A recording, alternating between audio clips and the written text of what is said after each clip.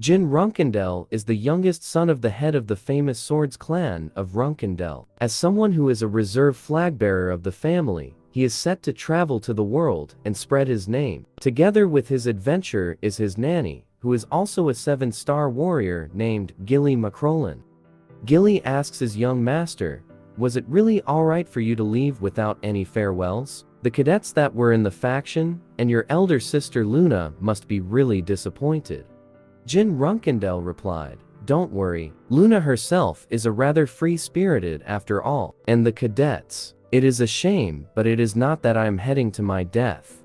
Jin added, "If I mentioned it to them, they might even have ended up saluting me with their swords raised on my way out." Gilly agreed, thinking that they might have attempted to go further than that as well.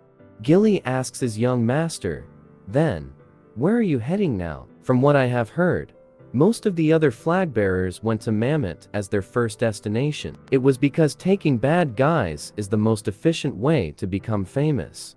Runkendel's reserve flag-bearers. Before they become a flag-bearers, they must head out into the world and build their reputation from nothing in order to be recognized as flag-bearers. Also, a condition is that they must never expect some help or support from the main family. For example, Jin's sister Mary, who defeated all the strong people in the southern regions of the continent and became known as the Mad Woman of the South, with the nickname Wind Fury Mary, before she was able to become a flag-bearer.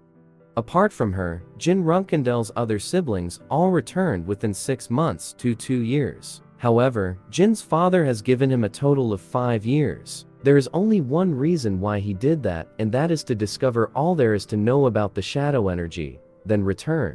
Jin told Gilly that they were going to the Arkhan kingdom. Gilly asks, "By the Arkhan kingdom, do you mean the nation affiliated with the Lutero Magic Federation? Isn't that a Zippel territory? Why would you head there?" For those who don't know, the family of Zippel is the family of magicians, which is also the mortal enemy of the Runkendel. Jin told Gilly, "When I headed to the Kalin ruins on a mission, I heard that a fair number of unregistered magicians were running rampant in that area. It seems like they are teaming up with the martial artists and causing the people of Arkhan trouble." Gilly told Jin that it was a good idea because when she was in the military service, she enjoyed taking out bad guys.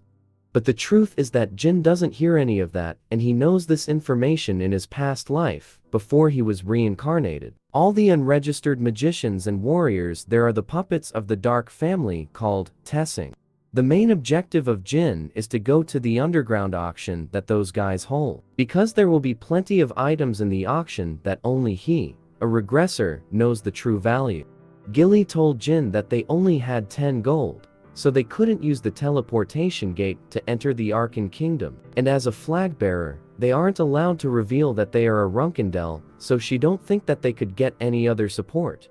Jin told her that the money issue could be solved if they went to the Jin kingdom, but Gilly is still confused about how they can get there.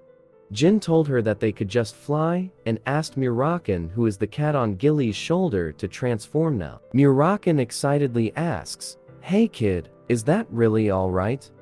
Gilly told him, "Young master, you can't. What will you do if someone recognizes him? If the family were to realize, it would be troublesome." Jin told her that it was fine, and they would just do it just this once. Then Murakan jumps off on Gilly's shoulder and transforms to his original shadow dragon form. Murakan told them to hold on tight since he will fly faster in order to get to the Jin kingdom tomorrow. While walking in the hallway, the eldest child of the Runkendel family, Una Runkendel, felt some strange presence. That is why she looked out the window. She said, "It can't be Jin. He is riding the dragon the moment he became a reserve flag-bearer." She added, while looking at her precious younger brother, "Geez, you are really something else. You left without even saying goodbye to your sister. I hope may you see fortune in your battle, my cold younger brother." Because of the fast pace of travel, Gilly suffered from motion sickness. Murakan shouted at Jin, "Hey kid, Strawberry Pie is terrified because of you." Jin replied, "Why is it my fault? It is because you were flying weirdly." Murakan called Gilly as Strawberry Pie because Gilly always cooks Strawberry Pie as the nanny of Jin. Murakan told his Strawberry Pie to lean on him, and this dragon became like a Disney prince in an instant. Seeing that, Jin could only question if Murakan was only acting rotten inside because of what people think about black dragons. Murakan told Jin that this situation couldn't be helped, so he ordered him to hurry up and get the money, and he would be the one to take care of his strawberry pie. Before leaving, Jin told him to stay put and to not cause any ruckus. In the center of the Jin's kingdom capital is the Vil family mansion, and there is a kid named Sember who is whining because even there was a banquet that was hosted for the young master Jin Runkendel. He was not able to attend, and he only heard about it when it ended already. He said, even if it was just a commission, he saved my life. I wanted to meet him again and give him my thanks for saving my life. He is asking when will he be able to meet him and repay his kindness. But in the reflection of the water, Jin is already at his back and called him. Sember asks, who is it? Then Jin covered his mouth and told Sember to calm down. He said, it is me, Jin. I'm the one who saved you from those Kinzello guys. Sember asks Jin, how was he able to get into their place? Jin said, you told me to come to you if I ever need help. You remember, right? Sember replied, of course. How could I possibly forget the kindness you have shown me? If it weren't for you, Sir Jin, something might have happened to me. Jin told him, all right, then I will wait here, so bring some gold and money. The rule says that you need to hide that you are a provisional flag bearer of the Runkendel family. That is because you need to raise your reputation with only your martial prowess, and no assistance from the clan. It was only natural that the noble children of the Runkendel would be extremely poor for the first month or two, since they had only ever been taught how to fight. So, until they collect a bounty of a wanted criminal or gather money as hired mercenaries, they were forced into experiencing poverty. But things were different for Jin and his company as they got money before even the mission. After eating, Gilly said to her young master that she was prepared to starve for a few days like other flag bearers, but they had a smooth start at all. She wants to thank her young master for that. Murakan replied while laughing, strawberry pie. Yesterday you were telling Jin, isn't that extortion, young master? But now, you are happy. This is a nice change of reaction. Jin told Gilly that it was not an extortion, and Sember was able to repay his debt by giving them money. They are now going to use the transfer gate, but Murakan doesn't like it. Gilly said to him, I guess one can just hold in motion sickness. Jin said that although he is worried about Gilly's motion sickness if they fly using Murakan, but he also said that a real problem lies elsewhere. Jin added, the place we are now headed to is the Akin Kingdom. They are a member of a Lutero magic federation managed by the Zippel clan. About 80% of the active dragons are on the Zippel's side, so flying there on Murakan's back without permission is like a declaration of war. Hearing that, Murakan got angry and told Jin that more than half of those dragons were just cowards who would cower from just hearing his name. He added, for those nobodies showing around their wings, the world has become a nice world to live. Jin angrily said to him, I told you not to randomly transform in the streets. The current Zippel clan is maintained by dragons, the gods that created those dragons, and the dozens of Zippel that have formed a contract with those gods. On the other hand, the Runkendel clan has only Jin as a contractor of the god of shadow, Solderit. If Jin's father weren't there, the Zippel would have wiped out the Runkendels long ago. Jin is starting to wonder how they will be able to gather so many contractors. He is questioning if it is possible to gather that many in a single generation. It is far too much to be a coincidence. From his deep thinking, he was surprised that they were already at the portal. Jin shows their pass card to the guard and introduces himself as Jean Grey and his comrade as Gilly Pitton. He said that they would be going to Akin Kingdom as tourists. At the portal, Gilly said, as expected of the identification made by the clan, we were able to enter the kingdom without a problem. Jin replied, of course. They said it was made so well that it could even fool the Beemant Special Forces. Then an announcement was made that the teleportation would begin soon, and Murakan, who hates the teleportation gate, could only cower in fear, hugging his strawberry pie. Before regressing, Jin Runkendel spent the last year of his life in the Akin kingdom. There is a 15 years time gap from his past life, but the scenery hasn't even changed since then. Street vendors and homeless people can be seen all over the place. The people in the streets are wearing gloomy expressions. Gilly said that this is strangely a dark city. It was such a nice day, yet they are showing a sad expression. Jin, who is listening, thinks that it is due to the tyranny of those damn Tessing bastards. He remembers hearing about how bad it was, especially during this period. Jin said that they should find a lodging to stay in first, and they arrived at the worst place where no visitors at all. Murakan was asking why they needed to stay in a shabby place like that. Gilly said that the young master must have a plan to stay in that place. Murakan said, "Strawberry pie, we are loaded with money, why do we need to stay in a place like this?" Jin told him sarcastically, "I'm sure that things will go really nice. Flaunting money around in a town full of criminals and unregistered magicians." Murakan angrily replied, "So that is the reason we have to stay in this dump that even goblins would say no to." They enter the shabby inn and ask the sleeping man, "Are you the owner of this inn?" He looks at Jin and his group. In his mind, one tail chaser, a clearly novice swordsman, and the pretty woman next to them, is she a maid? After scanning them, he smirks like there is a hidden plan that he made. The owner said, "Welcome to Jet's Inn. We have plenty of empty rooms for you. Here, this is a special orange juice. Take a drink and pick whichever room you like." Looking at Murakan holding the juice, in the owner's mind, "Hehe, that is right, enjoy your drinks. When you wake up after drinking, you will start a new life underground at the auction house." But Murakan suddenly throws to him the orange juice and shouts, "Did you lily pest lose your freaking mind?" The owner asks, "What is the meaning of this?" Then Murakan kicks Jet, the owner of the inn, like the iconic kick of Levi of Attack on Titan. He said, "How dare you give me a poison drink?" Jin also spills the orange juice.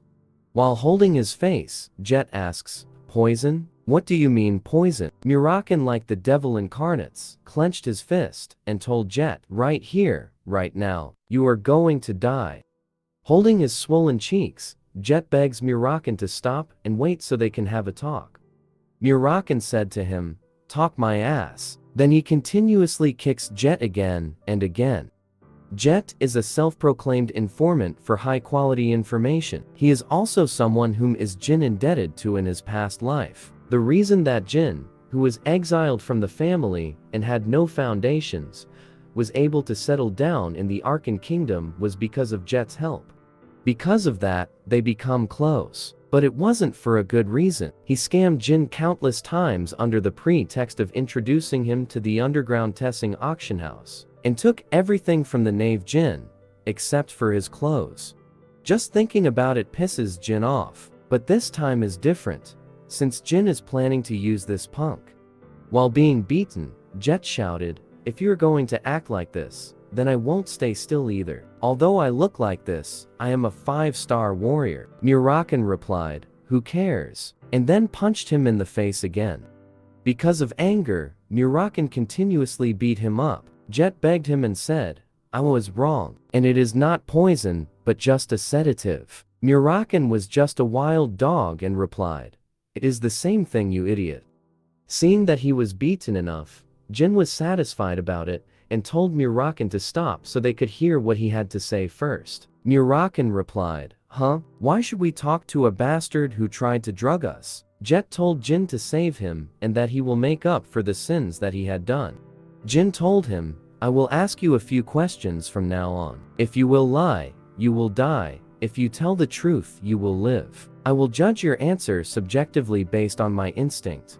Then the beaten inn owner replied, "My name is Jet. I am the inn owner and an informant. I am also a scammer and a human trafficker." Jet bows down and tells him, "If you spare me, I will be very useful to you, my lord. I know everything about Arkhan, and I am not lying to you, my lord." Jin told him that it seemed like he was going to drug them because he wanted to sell them somewhere. So Jin asked him, "Where is that place?"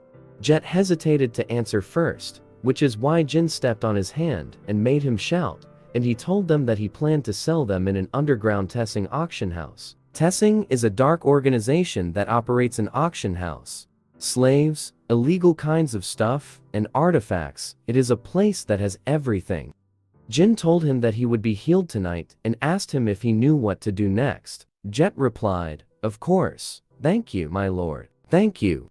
Murakan told Jin that he was just going to waste his money on healing this trash. Gilly agreed to it and told Jin that if he was spared, he will be going to continue scamming them again. Jin told them that a dark organization, an auction house. There is no something better than bringing Jet, and they can just get rid of him later if he going to do something again. Jin told them, "Let's trust him since we are needing an Arkhan guy anyway. First, let me find something to heal him first." But the truth is Jin is having a hard time pretending he does not know everything since he doesn't have a plan to tell them that he is a regressor. In the end, they found a magician from the Lutero Magic Federation. They cannot believe that a talented healer can just be found on the streets. Jet, who is looking at the mirror, starts to think, "Damn it, those crazy bastards hit me and then healed me. Just who on earth are they? Are they an heir of the large martial arts family or a member of the Beemont Special Forces? But it doesn't matter if I backstab them." After being healed, Jin told him, "Now then, let's get going. We need to go to the underground auction house." At the auction house, the guard asks, "Hey Jet, why did you bring so many people with you today? Are they slaves?" Jet replied, "Stop running your mouth and open the door. They are my guests." They enter the extravagant house and Murakan says, "Well, these guys are funny. To have an orchestra here that is operated by a gangster is quite unusual." Jet told them that the real boss was someone else, and he gave them the masks, because if they are going to the auction, it is better to cover their faces. Jin asks, "So who is the real boss?" Jet answered, "It is someone called Spider Hands, Alou. This place is not decorated to that person's taste, but it is because he wants to hide the fact that he is an uneducated gangster." Jet added, "To a small fry like me, Alou is different. Not only does he have the ability to manage these dirty streets, but he is also a 7-star martial artist from an arable land." Jet whispered to Jin, "Rumor has it that he has connections to the pureblood Runkendel family across the sea." Hearing that made Jin to question. Murakan took a sigh and told him, "Kid, just ignore it. Do you think those guys are associated with those low-life neighborhood gangsters?" Gilly added, "I also agree, young master. No matter how I think about it, there is nothing like that." In Jin's mind, no, there is one. The bastard who placed a curse on me, so I couldn't wield a sword in my past life. If it is a connection to the Magic Federation, then it is highly him. The 9-star curse that prevents someone from wielding a sword. The bladed illusion. I don't think there is a mage in Tessing who is able to place such a high-ranking curse, but for 10 years in the Storm Castle, and 5 in the Garden of Swords, I haven't been able to find a single clue for 15 years. Jin told them, "Well, we came here with the intention of destroying everything. So, in addition to that Alou's guy identity, it is worth checking this out." Jet told them, "Now welcome to the Flower of Tessing, the underground auction." Jin and his company were situated in a perfect place that was set by Jet, and the announcer now announced that a new product was going to be sold. The announcer shouted, "We will now bring the product. It is not important where they came from and why they are here. The first product is the things you can use however you want. Here are the slaves. They are all in good condition today." Seeing that, Jin asks Jet, "So you wanted to sell us like them?" Jet replied, "I'm sorry, because I was foolish." But Jin is still glad that there are no children at least that were being sold. Murakan asks, "Hey kid, so what are we going to do now?" Jin replied, "We wait. I heard that useful items show up in auctions. If something shows up that is worth buying, that is when we are going to put our hands on it and make a move." But Jin has something on his mind. If the information he got from his past life is correct, the item is rotting in the storage right now. He plans to nab it after executing his plan. 1 week later, Jet was whispering to Jin, "Sir, you only have been looking around for a whole week now. If you don't buy anything today either, the Tessing might start bothering you." Jin told him, "Isn't it your job to do something about that?" Jet replied, "Ah well, of course. Please do whatever you want, sir." But Jet was gritting his teeth, in his mind, "Damn it, do something my ass. At this rate, you will be kicked out no matter who you really are. Buy something, anything, before I will be put under some heat." Then the new product was introduced. It was the Magic Tome. The author of the Magic Tome is Tessing. The announcement said that the bid would start at 50 golds. But for Jin, the tomes that are not famous are like an unscratched lottery ticket whose value is unknown. Murakan told Jin that he should buy that because if that was really the Tessing that he knew, it is really a big deal. As a tome recommended by a dragon, Jin thinks that it is something special, so he bids 150 gold on it, making everyone shocked. There are many murmurs around that Jin must be from a rich family buying an unknown book. The next item that was bid is a magic tome. It is Shugil Hister's magic tome. There are many murmurs about the magic tome since it was nothing but an unheard item. But Jin bid 200 gold on it, which made everyone look at him. Some ask why he is bidding on weird stuff. Murakan asks him, "Hey kid, what is it that you started bidding with 200 gold? Do you know this tome?" Jin told him that he only thought it would be good to buy more. In Jin's mind, to think that I will find it here. My master from my previous life. Her clan. Hister. I heard her clan had fallen hundreds of years ago. To think I will be able to find a trace in here. Jin plans to give it to her as a gift when they meet again. After that, Murakan read the magic tome, and he said that they hit the jackpot since it was the Tessing that he was thinking of. But he said that he couldn't understand the book that Jin bought since it has complicated encryption. Jin knows that only he and his master will be able to decode it. Jin told Jet that he needed to meet Spiderhan Alou. Jet replied, "What? But sir, that is not even possible. Even if you are my customer, Alou is something." Jin grabs his shoulder and whispers, "Then relay this to Alou. Tell him that Baradin Zippel wants to see his mug." Hearing that made him hear that he had won a jackpot. He smiled and hurriedly ran to Alou. In his mind, freaking hell, he is not from Vermont Special Forces, but a pure-blooded Zippel. Now, I just get into the graces of the Zippels, I will be able to leave this sheethole. He opened and slammed the door and told them to tell Alou to come out. And Baradin Zippel is looking for him. But only gangsters were there and were looking at him. One gangster comes to fetch Jin, and he asks, "Are you Baradin Zippel? Follow me, the boss wants to see you." But Jin didn't follow him and smacked the face of this bald gangster. Jin casts a fireball to pretend to be part of a famous magic family of Zippel. He says, "Oi, are you motherfakers kidding me? Are you Alou?" The poor bald gangster was in fear and replied, "No sir. The boss Mr. Alou wanted us to escort you three." Hearing that, Jin throws a fireball at the bald gangster, creating a huge explosion. The poor bald gangster could only cover his body, and he was lucky that Jin purposely threw the fireball to miss. Jin released his bloodlust and said, "I revealed my name, yet he sends his underlings? Let me say it again. Tell him to come to me himself, to crawl on my feet." After that, Alou hurriedly ran and bowed himself together with his man in front of Jin. He said, "I am Alou who takes care of Tessing. I failed to recognize you who resides in the sky, above the earth. Please forgive me." Looking at Jin, Jet was thinking of something. In his mind, had anyone else claimed to be Baradin Zippel, I have laughed, but he is different. His aura is different. There is also a flame ball he used earlier. That was at least 5 mana stars.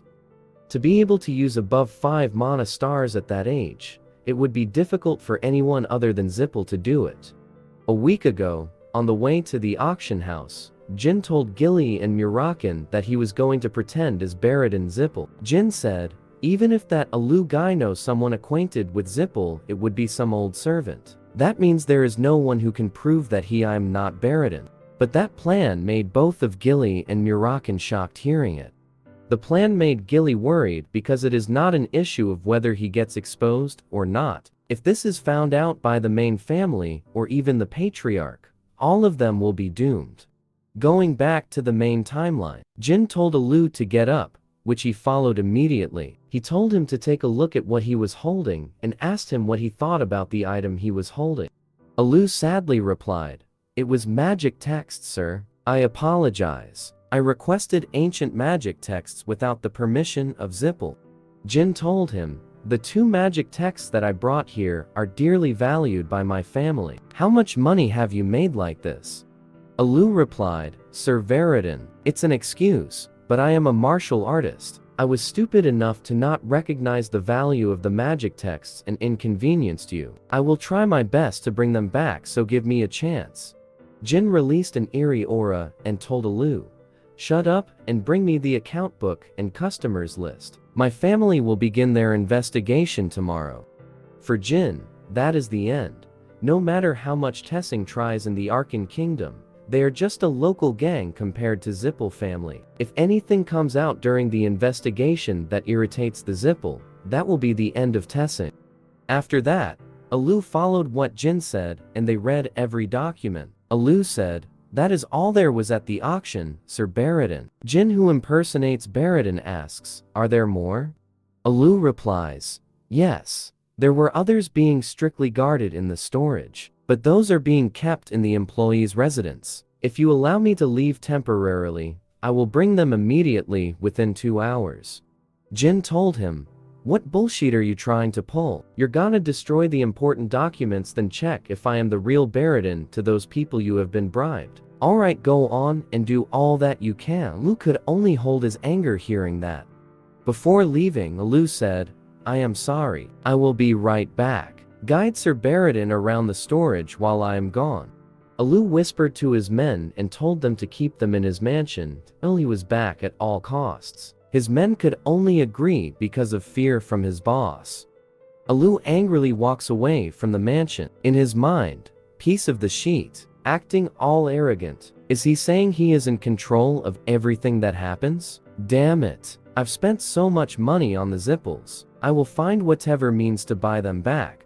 Murakan told his strawberry pie to take everything that she wanted. Murakan happily asks Jin, "Hey kid, about that guy. He is going to realize you are fake by the time he comes back. What are you going to do?"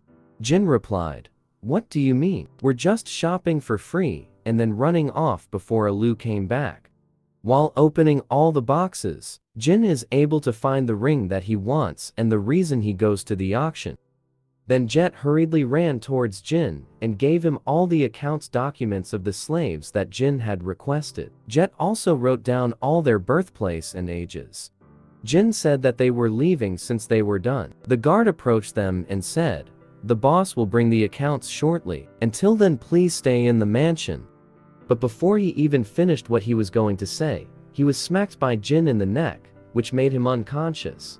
Jet was confused as to why the young master was beating down Alou's subordinate, but still, he praised him and said, "You are great, not only you can cast magic, but you can also even fight too." Jin asked, "Jet, do you have any family?" Jet said that he has a son. Jin told him to take him and run away, and preferably in the Beemant Empire. Jin told him, "Give them the accounts and introduce yourself as a whistleblower. That is the only way you will live." Thinking that he really works too hard to get a chance to become close with the Zippel, he replied, "No sir, I will stay by your side till the end." Since he wants to succeed in life for once, Jet shouted with all his might, "Please let me serve you in your great deeds at your side for the rest of my life." But Jin told him, "I am sorry, but I am not Baradin Zippel. The scammer is now being scammed." Hearing that, Jet's face becomes someone from the larva who is dehydrated, because all of his hopes are gone in an instant, knowing that someone he served is not what he is thinking. 2 hours later, Alou arrived at the mansion, and he saw that one of his men was unconscious. One of the gangsters said, "I heard something through the Zippel hotline earlier that Baradin Zippel has a silver long hair." They took the information about the slaves and customers. They ran away saying Tessing is over. Alou told him to chase after them, but this man didn't hear it clearly, so he asked to pardon. But Alou got full and vented his anger at this man. He grabbed his head and swung him, then throws him in the wall, which creates a huge explosion. From the impact, The man who was thrown and stuck on the wall was injured from the impact. The other man was sweating seeing his comrade thrown like that. Alou angrily shouted, "Take all the remaining men and bring back those scamming bastards. I will skin them with my own hand." While camping out, Murakan asks Jin why they need to stay, because they get all the things they want. Jin said that they need to know if Alou is really connected to the Runkendel. The men of Alou were able to pinpoint the location of Jin and his group, but Murakan was annoyed because they were too noisy.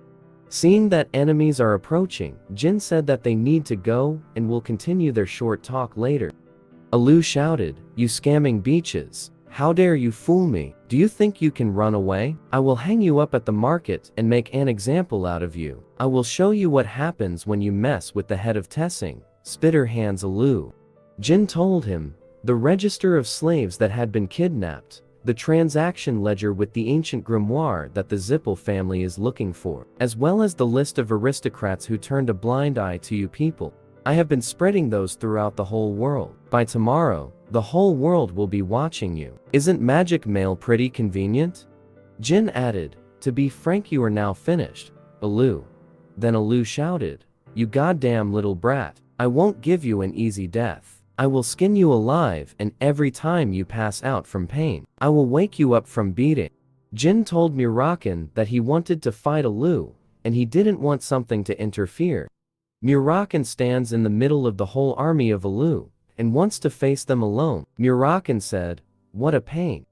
Seeing that Murakan was alone, Alou shouted, "You crazy bastard, what do you think you will be able to do alone?" He then ordered his men to not just stand around and attack Murakan. Alou ordered his men to leave the kid alone and kill the rest of them. Then the first gangster jumps to Murakan, aiming to slash him with the sword. But Murakan used his bare hands, just smack him down, and it broke both of his sword and neck in an instant. Two other gangsters approach Murakan to attack him, but just like a music maestro, Murakan just spreads his hands and smacks these two men, making them fall. The angry Murakan stamped the ground to gain a momentum to jump up, and in an instant, he was able to go in front of one of the enemies. One of the gangsters was punched in the shoulders, and the other one was punched in the face, making it flatten and lose his consciousness. Then the mad dog Murakan gathered his strength and punched the ground, creating a huge explosion. Seeing that many of their comrades were beaten up, in an instant they were shivering and hesitating to run and attack Murakan. Alou shouted, "You weakling, what are you standing around for?" The magician told Alou that if they cast a spell now, they would hit their comrades who were fighting the front line. Then Alou angrily told him that they cast their spell on the person at the back, referring to Gilly and Jin. Because of Alou's order, different magic elements were cast to gang up both Gilly and Jin. Jin told Gilly to stand back. All the magicians throw their spells on them, but Jin doesn't even flinched, since the necklace that his sister gave her could block all magics that are below 5 stars.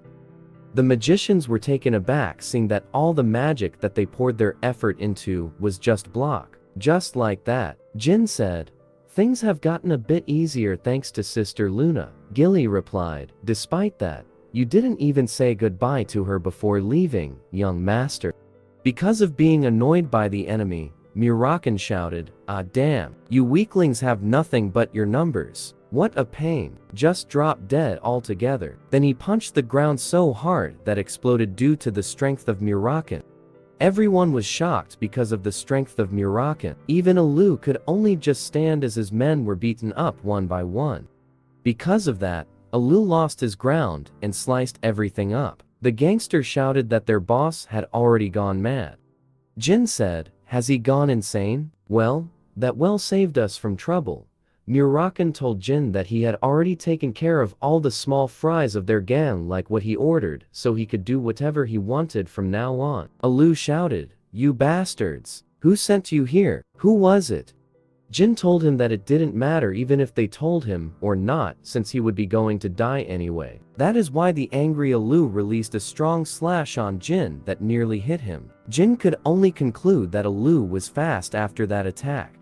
Alou released his strong aura and said, "That is right. I won't know if you were telling the truth." What should I do now? I don't have a plan of being beaten down one-sidedly here. Murakin said, "Hey kid, you found some worthy opponent here. I guess the rumors that he was a 7-star martial artist were true after all. He will be different from the guys you have fought. This guy is just itching to kill you. Give it your best, and don't die." Alou told Jin, "How arrogant. How dare a mage come in front line? Are you looking down on me, rookie?" But Jin suddenly unsheathes his sword and slashes down Alou. The martial artist was able to block that surprise attack. Thinking that Jin is a mage, he was shocked to see him using a sword and fighting. Alou said, "You bastard, so you weren't a mage." Then he rushed to attack Jin. A downward slash was released that was avoided by Jin, and Alou's sword was slammed into the ground. Then Alou released a sneaky strong slash which was able to push back Jin, followed by a released continuous strike on the young man, but Jin was able to parry them away. That is when Jin finds an opening, and then he aims for a large slash, but Alou suddenly disappears. He was able to blink and appear at the back of Jin, which made Jin be alarmed since it is a blind spot for him. He slashes Jin from the bottom, which made a wound on Jin's body. Although he was able to go in, Alou realized that it was just a shallow hit. Seeing the movement of Alou, Jin realizes that he was too fast for him. And what concerns him more is that Alou is still not fighting his best, but still too much for him to handle. Alou shouted, "So the fireball that you used in the auction house was just an artifact?" Alou was angry thinking that he had fallen into this kind of situation because of this simple trick. But Alou knows that Jin is not the problem, but the guy at the back who took down all of his subordinates all by himself. Alou is certain that this guy is stronger than him. He is starting to question why just he stands and watches them fight. Murakin smiled while watching the fight and he said, "Looks like he is receiving some hard blows. That damned brat." Gilly asks him, "Sir Murakin, are you really not going to help him?" Although it was the young master's wish, it might be early for him to fight against a 7-star martial artist. Murakin said to his strawberry pie that it would be going to be fine, and that brat needs to learn how life is precious. Alou releases a strong upward slash that parried down the sword of Jin, creating an opening for Alou. Seeing that opening, Alou wants to grab that opportunity to take down Jin. Alou smiled and shouted, "This is the end," then rushed to slash Jin.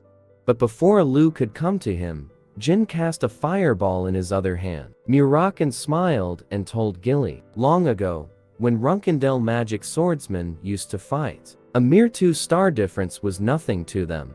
Then Jin put up more magic power in the fireball and threw it down to Alou, and it was a clean and direct hit. Alou was able to cover and ran away from that fire smoke to gain vision. He said, "So it wasn't an artifact, you bastard, that means you are a magic swordsman." Jin infused the magic lightning into his body and then thrust his sword to the ground to summon lightning. Jin uses that lightning and throws a large lightning attack in the enemy's direction, but Alou is able to avoid it all and run away. Then Alou uses his sword to block the strong lightning magic by slashing it down. Jin was standing without putting up a stance, which is why Alou shouted, "How foolish. If you are standing defenseless like that, you will definitely lose your life, child." The shadow was constantly engulfing the body of Jin, and he used the ring that he found in Alou's stockroom. He grabbed his sword and said, "Helmet release." Then suddenly, a fast and strong slash approached Alou that made him shock without putting up his defense. With the swing of Jin's sword that was so fast, Alou was sliced up by him, putting an end to their battle. Jin puts down his sword as the MC who won the fight with the gangster leader. As he saw the ring and its power, Murakin said, as expected, "It was Multa's rune. 1,000 years ago, Multa was an object made for Beemont, the first emperor who was also a lover of a demon. During that time, the war was ongoing. A masterpiece that blocks all attacks below 7-star. I wonder how it ended up in the hands of those gangsters." Jin looks at the ring and wonder, Multa's rune. It is an object that will be offered to the Beemont's emperor 5 to 6 years from now. During that time, The academy and the press were in chaos because of this helmet, so I clearly remember the place, location, and the date when it was discovered. Jin told the dying Alou. Let me ask you one thing before you die, Alou. I heard that you have connections to the Runkendel family, is that true? Murakan told him, kid, you should have asked earlier. What are you going to hear from someone who is on their deathbed? In his dying state, Alou laughs and says, okay, I know now. You are Jin Runkendel. I see. So it was true that you failed, but you are merely the youngest. You cannot stop that person. Jin said, Spider Hand Alou, I guess that was not your real name? I need to look into it. A 7-star martial artist is a boss of a gang, and I do think that you have connections to the Runkendel family. Murakan told him, kid, that is not strange. I think one of your ancestors who was a 9-star ran a bar. Jin replied that he needed to know the name of the person he was talking about since he plans to become the head of the family later on. Jin was starting to question, you failed? You can stop that person? If he said that knowing who I was, then what I failed probably had something to do with the curse, the bladed illusion. And the reason why he pointed out that I was the youngest, and that I wouldn't be able to stop the person is, he knows that there is a fight for power between my siblings. Older sister Yona left the family, so let's take her out. And it is not me, you, and the twins, since they are too young and inexperienced. The rest are not smart or diligent enough to be involved in these sly things. Someone who is the most sensitive to rank and pulled the strings when they found out about my talent early. That person must be the next heir of the Runkendel, Joshua Runkendel. There is no person more influential than him. Whether I am jumping to conclusions or not, I will find out soon. The next morning, the news shows that Tessing has been taken down because of the collaborative investigation of Beemant and Zippel family. It was said that the evil gang that harassed the innocent was destroyed in just a day. Jin could only praise Jet for doing a good job as a whistleblower.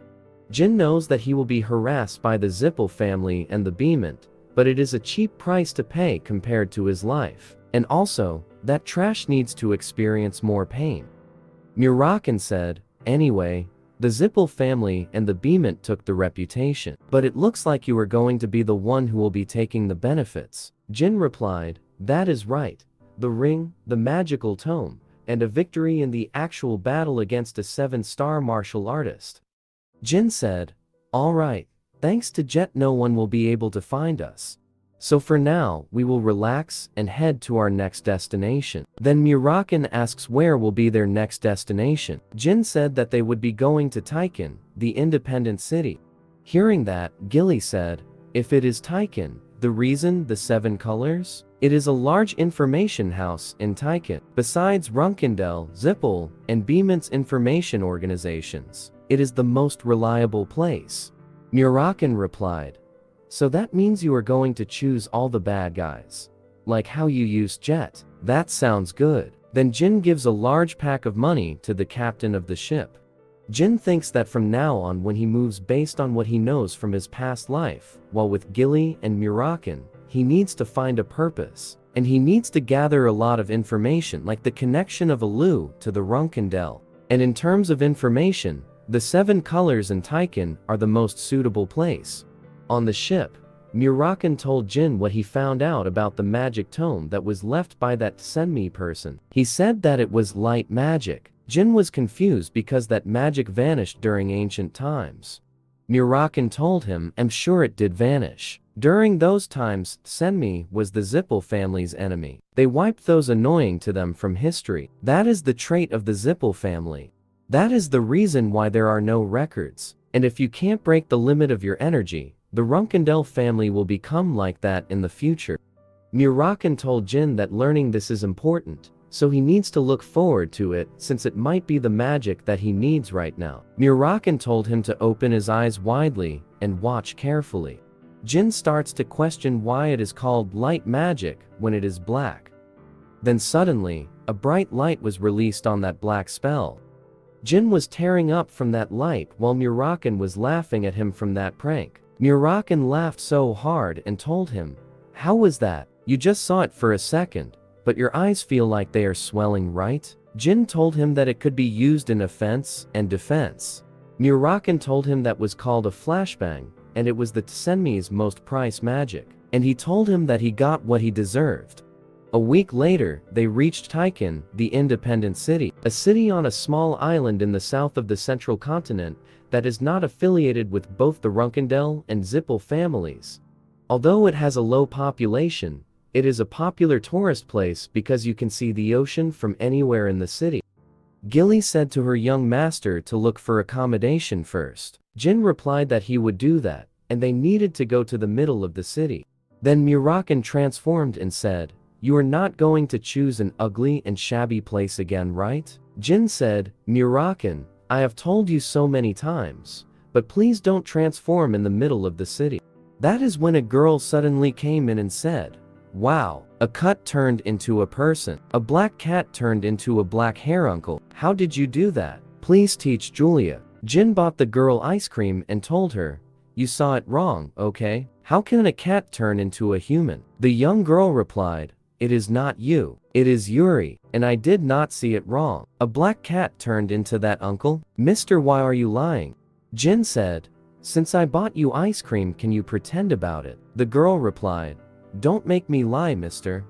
Gilly said that if rumors spread there, it would be troublesome, especially if they were caught by Zippel. Murakan said, "Don't worry, Strawberry Pie. No one will believe what that child is saying." Then Gilly glared at him and said, "If you had listened to the young master, this would not happen in the first place."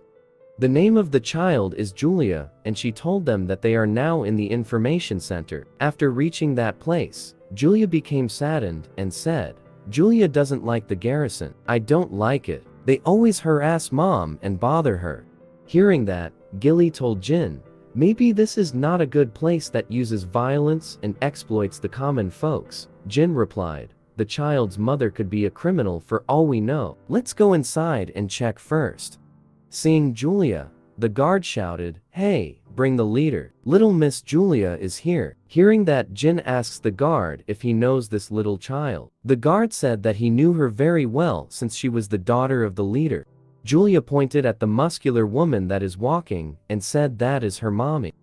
Seeing the aura and the way the leader walks, Jin thinks that being the center leader is not the only thing that she does. As she saw her daughter, her aura changed into a happy and jolly mother running to hug her child. The mother told her daughter that she was sorry and would play later after she finished her work. The mother said, "It seems like I was careless. My introduction is late. I am Alicia Badger, the leader of Taikin's garrison." Jin also introduced himself, and he said that he is stopping by in Taikin as a tourist. Alicia asks him, "If you are a tourist, I should give you something in return. Do you perhaps have something you need?" Jin replied, "Then can you recommend a place to stay?" Julia called his mother and whispered on her something. Alicia gave him the paper and she said, "It is a letter of recommendation with the leader of the garrison's seal on it. No matter where you go, if you show this to them, you will be treated well." Alicia thanks him for bringing her daughter. Jin replied, "No, we should be the one to thank you. Then we will be on our way." After Jin and his group leave, Alicia asks Julia if she really saw a cat that turns into a human. Julia replied, "Yeah, but those people don't want to talk about it, so I pretended not to know." Alicia told her daughter that she did a good job because everyone has their own secret. Alicia thinks that only one creature will be able to transform, and that is a dragon. After reaching their room, Gilly said that the accommodation was great as well as the service. Gilly added that she wanted to eat the famous ice cream in Taikin that Julia bought a while ago, so she asks the young master to leave so she can buy it. Murakan asks, "So kid, how are you planning on meeting the 7 colors? They aren't going to be easy to meet." Jin replied, "First, I am planning on finding someone. The 7 colors is the best information center in Taikin, and at the center of that information center is someone called the Noble Sword Kashmir. He is a famous swordsman that everyone knows of. He was recommended for the role of Runkendel's beginner swordsmanship teacher. That is the only information that the Runkendel's house knows. But 10 years from now, he will reveal that he is actually the Emperor of Beemont, and uses the information gathered by the 7 colors. He will obtain a ruling and sovereign power from Beemont, the Zippel family, and the Runkendel family, and will receive support as the first king of the independent country Taikin. He is a meticulous person. He isn't just skilled in swordsmanship. He was also skilled enough to hide himself for such a long time. Jin thinks that he might become someone who can support him, on top of the 7 colors. But the real problem is, how can Jin approach him? While going back from buying ice cream, Gilly hurriedly went up and told them that there was something strange. There is no one in the lodge, and all the employees and the guests disappeared. Then suddenly, a man holds the shoulder of Gilly and he asks, "Will it be okay if I intrude for a bit?" Seeing someone touch the shoulder of his strawberry pie, the eyes of Murakan widen. The man who touches Gilly is the noble swords Kashmir, and Jin is starting to ask, why is he here? Then all of a sudden, Murakan rushed in and passed by in a flash at Jin. Murakan slams his hand on the top of the door, which even makes Kashmir shocked. Jin tells Murakan to wait. Murakan grabs his strawberry pie and used the power of the shadow to release in Kashmir. Kashmir was sweating in fear from the bloodlust and pressure of Murakan. That is what you get when you touch his strawberry pie. Gilly was confused about why was he acting like that. Murakan asks Kashmir, "Do you think I'm well, you bastard?" Jin was starting to question, why is Kashmir here all of a sudden? He shouldn't have any work now at Arkhan. But what worries Jin more is that he is not alone. Jin can feel so many presences in the area. Jin knows that if Murakan goes wild, they will be going to be swept away. Jin shouted at him, "Calm down, Murakan. The space is too small. If you fight here, Gilly might get hurt." Hearing that his strawberry pie might get hurt, Murakan starts to calm down and tells Kashmir, "Do you know who I am, you bastard? Why are your words so informal? Do you look down on everyone because you have a sword tied to your waist and have underlings?" Jin told Murakan to stop, and he added, "If the authorities aren't after us, can you put down your sword? You're Sir Noble Sword Kashmir, right? I have heard a lot about your reputation, so I know you well." Kashmir asks Jin how he knows his name and what family young master is he. He introduced himself as Jin Runkendel, which made Murakan and Gilly shock, because that was part of the rule to not talk about their identity. Jin said that it looks like he has many questions to ask, and he will answer all of them if they change location. Jin said, "Thank you, Sir Kashmir, for you to dismiss your soldier. It feels as if you trust me." In Kashmir's mind, "I brought soldiers here after receiving a report saying a dragon appeared. But that was a mistake since it made him angrier. I am certain that this frivolous man is a dragon. That feeling and pressure cannot be made by a human." Kashmir knows that if Jin doesn't stop Murakan, they will all going to die. Kashmir also identifies that the woman definitely is Gilly McCrollan, because he met her when he was deposed in the Beemont Palace. He still remembers the military prestige she displayed in the drill hall back then. Kashmir asks, "It doesn't seem like you are lying that you are Jin Runkendel, but why are you with a dragon?" From ancient times, dragons have made contracts with magicians who have contracts with a god, or with someone who has a special power. For example, not a Runkendel, but a Zippel. "Does your family know that you are with a dragon?" Jin told him that his family didn't know. Kashmir replied, "If your family knows this, they won't stay still. But you are speaking of a secret that could cost your life lightly."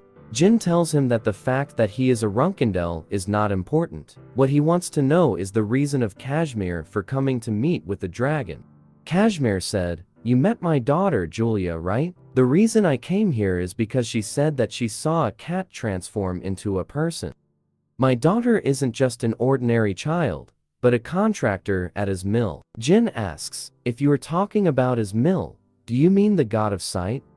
Kashmir said that it was really the god of sight, as mill, and there was no way that his daughter, who is a contractor of his mill, would have seen an object or situation wrongly. That is why he believed that she really saw someone who transformed.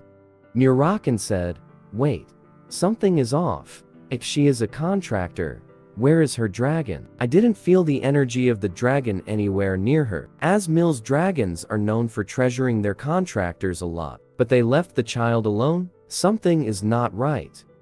Kashmir suddenly became saddened and told them that Julia's dragon had suddenly gone missing a year ago. It seems like the Zippel family or the Beeman Empire had something to do with it, but it was only Kashmir's speculation.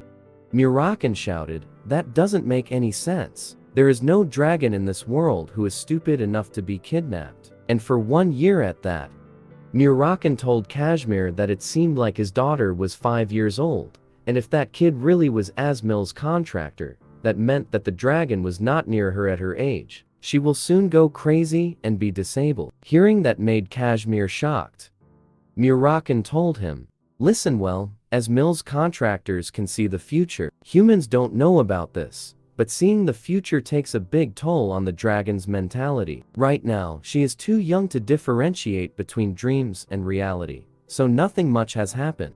If she keeps seeing the future without any protection, like she is doing right now, after a year or two, her eyes will become uncontrollable. It is in relation to the principle of causality. The ones that see the future must follow what they saw. If they don't, Asmil's punishment will start. Contractors who interfere with the principle of causality will be destroyed." Murakan added, "From the very start, your daughter is living in a different world from us. Judging by your expression, what I said must be true. Then you need to find her dragon as quickly as possible and put that dragon next to the child. There is no other way than that." Kashmir could only grit his teeth hearing that. Kashmir kneeled down and said, "Mighty dragon, although the manager did not mention this, I am the leader of the information center, the 7 colors. I am confident in my abilities. However, for 1 year, I was unable to find my daughter's guardian dragon." Hearing that, Murakan said that he is certain now that meeting his daughter is not a coincidence, but it means that Asmil is asking for their help for his young contractor. Kashmir bowed down and asked Murakan to help them, but Murakan told him that he could not do anything, and which saddened Kashmir. Then Murakan told him to ask their leader, referring to Jin. Jin said to him, "Please get up, Sir Kashmir. Although our relationship is shallow, this matter concerns a child. Let us look for Julia's guardian together." Hearing that, Kashmir almost teared up, and he said, "I will not forget your kindness, young master." Jin knows that he can't still be pleased even though things turn out better than he had planned. If even the 7 colors couldn't find their whereabouts, that means they need to ask for Runkendel or Zippel's information. Murakan asks Jin if Taikin is affiliated with Zippel. Jin replied that Taikin is an independent city with no affiliations. Then Murakan asks Kashmir, "Hey Microbe, if you guys are really capable, then would you have the information about dragons, right?" Kashmir then replied that he had all the information on which continent dragons stay. Murakan told him to give him all the information about dragons in the Beeman Empire. There is the last resort method that he knows. Traditionally, there is no information that dragons don't know. On the other hand, Miss Quicantle was having tea when her contractor Enya came in and told him to read the news about his idol Jin Runkendel, who was the same age as her, but already reached the 5-star. Quicantle said to her that she could be like that because she is also a god. Contractor. That is when Quicantle notices something that even made Enya to question if something happened. Quicantle told Enya to go home and not come out until she comes back. Quicantle said that something like a black thing suddenly came in. It was actually Jin who was riding on Murakan's back. Murakan told him to hide well so he would not be caught. He said that he would spread his presence, then the dragons who were residing in Beeman would crawl out soon. Before that, Kashmir gave Murakan the list of the dragon, but what caught his eye was the name of Quicantle. Kashmir bows down to them before leaving and thanks them for their help. Kashmir said, "Please, I am in your care, so that I can save my daughter." Seeing the sincerity of Kashmir, Murakan told him something before leaving and he said, "I will let you know of 2 things before I leave. First, starting today until the dragons come back, you must exhaust your daughter's energy for the entirety of the day. Since when someone runs out of stamina, Asmil's authority will become weaker. Play with her as soon as she opens her eyes until she is tired. And the second thing is bringing some ice candies to Gilly." Gilly said that Murakan was such a gentleman, which made Murakan happy. He told his strawberry pie that he wants it to give it to her since she said she wanted it a while ago. But Gilly is referring to how he gives advice to Sir Kashmir that makes him calm down. Going back to the main story, Murakan said that dragons were now coming, and that 2 dragons were Rabis and Until, who got beat up most by him. Murakan said, "My earth dragon Rabis, as well as Until, I have awoken up from a deep slumber for a task I must do. Hence you shall lend me your aid." The 2 dragons were hesitating if they should tell him something. Rabis said, "O great ruler of the tall mountains, and the close friend of Solderit, we do not know your current situation, but now is not the time for that. Please avoid this place now." Until added, "Leave quickly in this region. Our contractors are still young." This Until does not wish for a conflict in the coast of the Beemont.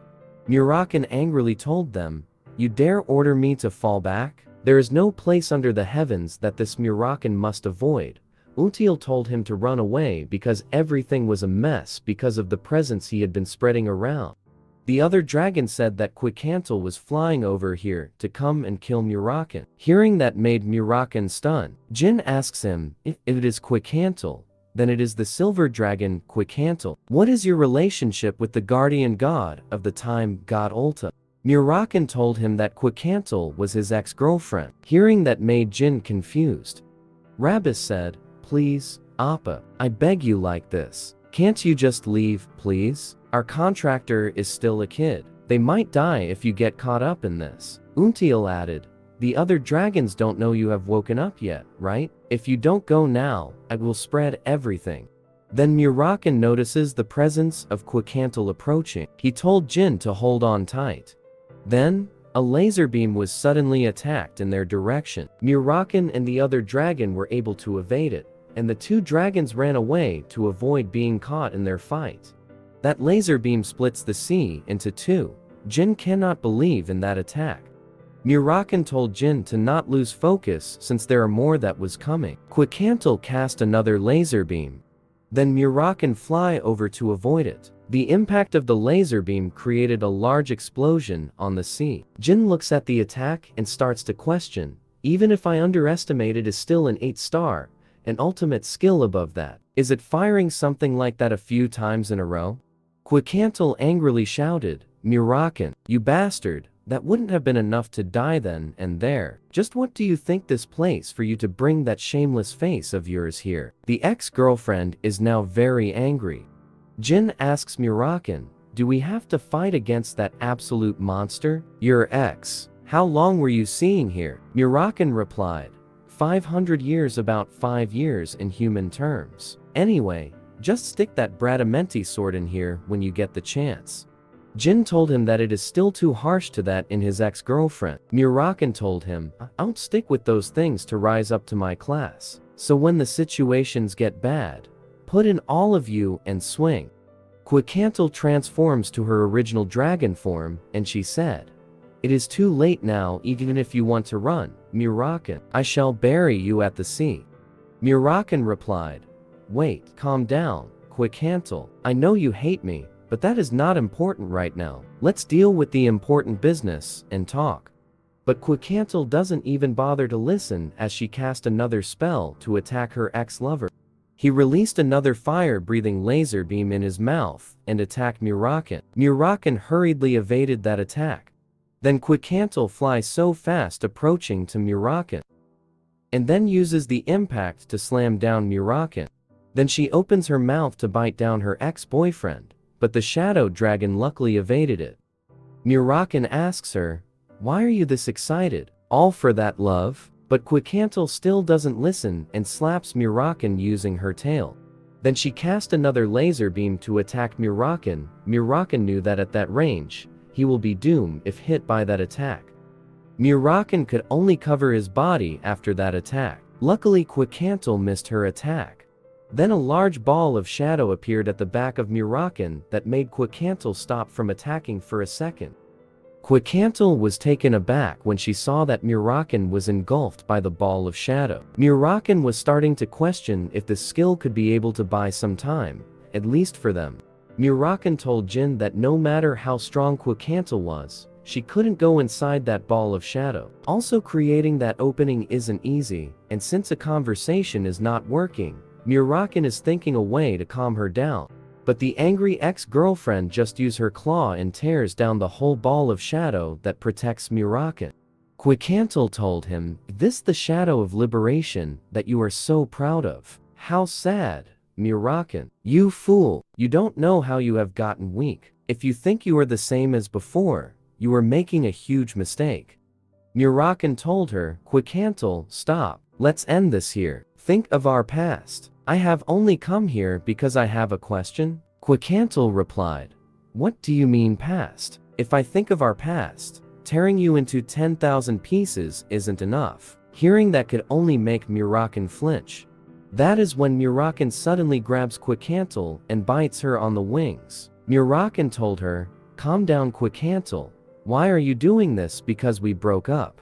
Quikantal replied, "Only breaking up? That is why you're getting your ass beat." Then he punched Murakan in the head, making him unconscious for a second.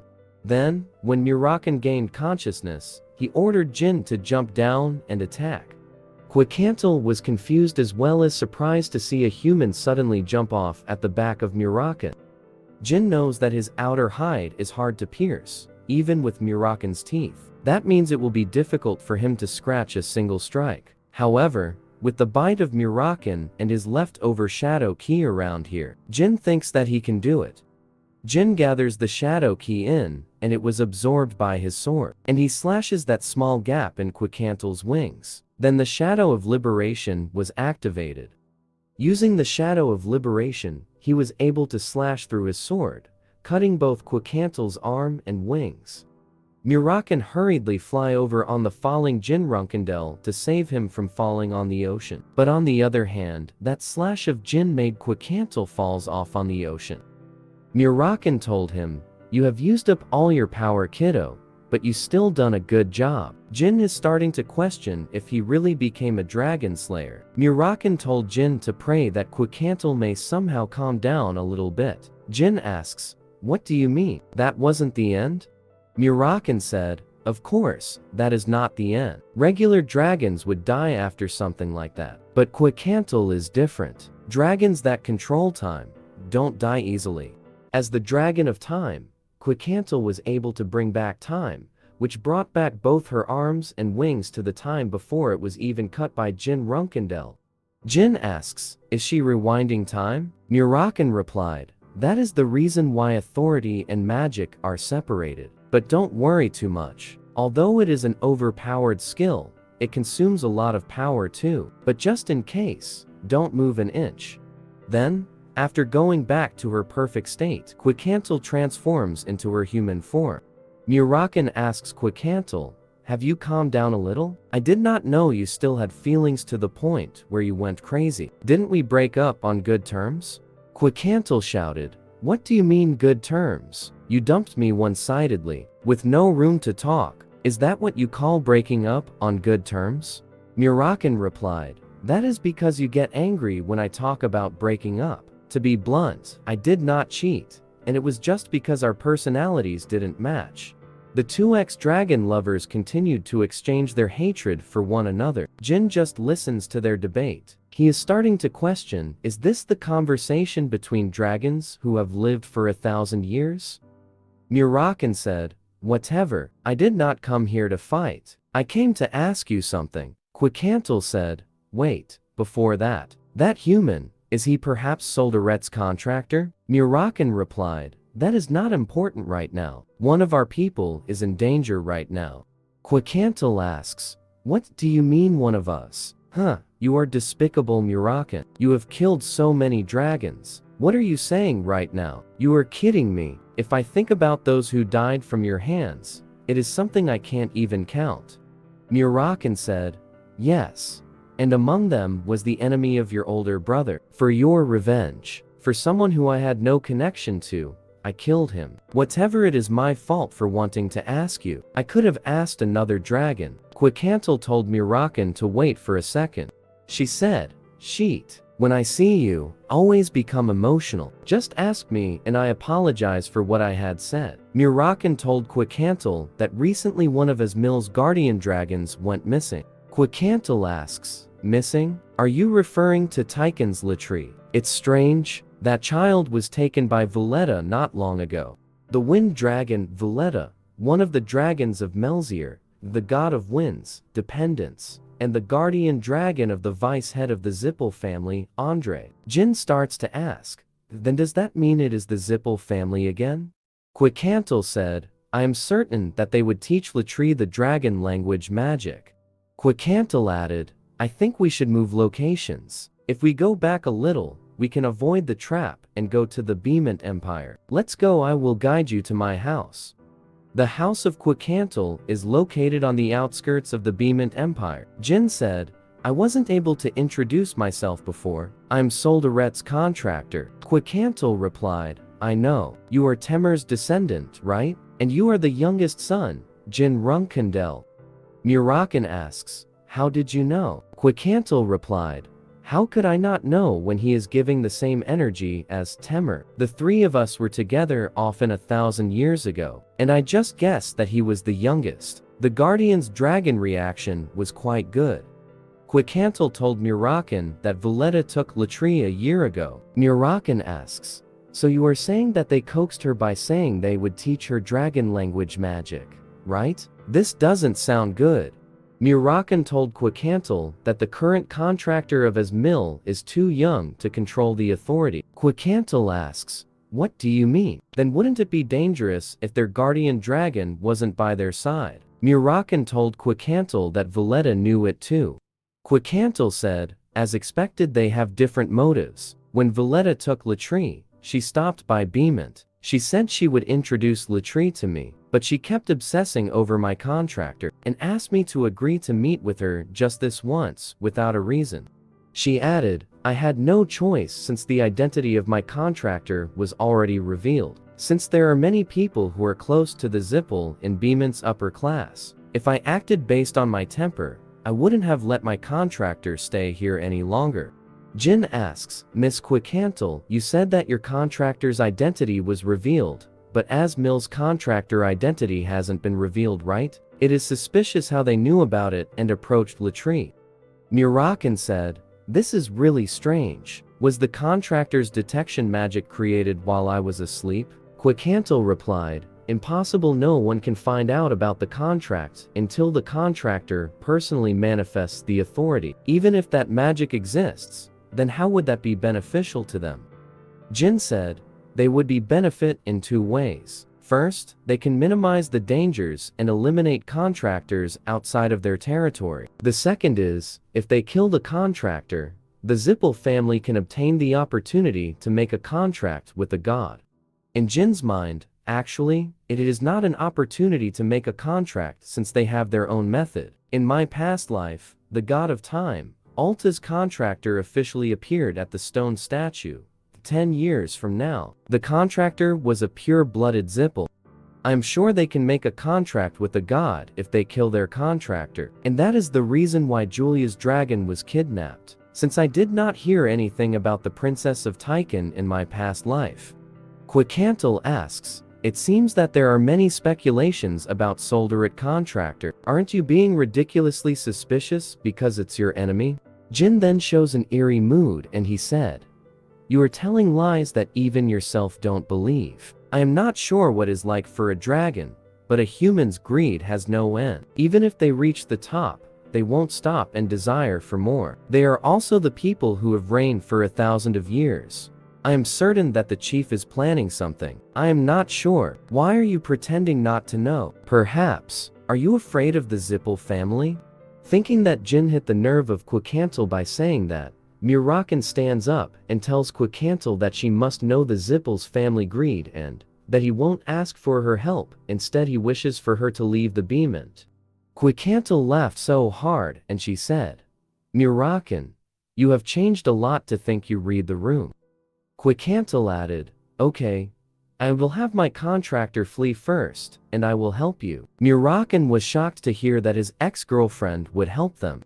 She said, I need to see Valletta and find out about the truth. If what you are saying is true, they probably looking for an opportunity right now. If I call, they will probably come flying right now. She added, on top of that, I have a duty to Temur. Since one of his descendants is here, it is making me think of the old days, even provoking me on purpose. Your cockiness resembles him. Then suddenly Enya came in, and she asked, who are these people? Quicantle said, I will introduce her to you. This is Enya, the contractor of the god of time, Ulta. Enya, this is my old friend, and the contractor he is protecting is Jin Runkendel. Hearing the name of Jin, Enya shouted, oh my, is it really Jin Runkendel? Oh my god, young Master Jin is right in front of me. Quicantle told Jin that she forgot to tell him that she was his great fan. Enya excitedly said, I have a little fantasy about you. Please give me an autograph, young Master Jin. Quicantle told Enya to keep her dignity as a contractor. Enya said, I am sorry. When I saw Sir Jin in person, when I had only seen him in the newspaper before, I lost my composure for a second. And it is late, but I am Enya. I am a commoner, but I am a scholar student in the academy. Jin heard that Ulta places great importance on bloodline, but a commoner is the contractor, which means Enya is talented. But the nobility of Beement bastard. Jin knows how much they bullied Enya without even asking it. That is the reason why Jin doesn't want to associate himself with the academy bastards. Jin said, there is a possibility that someone is currently targeting Miss Enya, the contractor of Ulta. So, would you come with me? I will ensure Miss Enya's safety. Enya shouted, take me. The reward for sending prayers to the great Ulta this time, finally, has come. All hail Ulta, the god of time. While Enya was praising the god of time, Quicantle smacks her in the head to make her lose consciousness and be silent. Quicantle said that he worries for nothing seeing Jin invite him. She might even come with him even in the underground prison. Then Murakan suddenly takes a nap. Quicantle said that this dragon couldn't even wait to finish. Quicantle told Jin, of the reason I said I help you, my loyalty to Temur and the safety of Enya included, but the biggest reason is because of that bastard who fell over all tired. He doesn't know how weak he has become yet. I was saving these words, but he can't face Valletta right now. So, if we have to fight, I will fight them. Jin asks if is Valletta that strong. Quicantle replied, he is. But it is also because that guy has become too weak. My attacks at the sea would have just been a joke to Murakan 1,000 years ago. Quicantle said that they could stay in her place for a while, but before that, he needed to convince that dragon who was sleeping, because he was certainly going to make a fuss saying it was his ex's house. Quicantle told Jin, after about 10 seconds from now, Enya will wake up. Now then, carefully choose your words and explain the current situation to Enya. Jin asks, what do you mean? Didn't you hit her quite hard just now? Even a trained martial artist wouldn't wake up like that quickly. Quicantle said, there seems to be an area in this world beyond logic or reasoning. Then I am leaving it to you. Enya wakes up and calls Sir Jin like a zombie. Enya said that she would believe anything that Sir Jin says, and she will now prepare to move to another place with her family. The family she had is only her dog and a younger brother who is 7 years old. Quicantle told her to go back and make preparations today. Then Enya leaves. Quicantle told Jin that she would just make excuses saying Enya is sick to the academy. Jin replied, that's good. If we say she is dropping out, they will start digging around.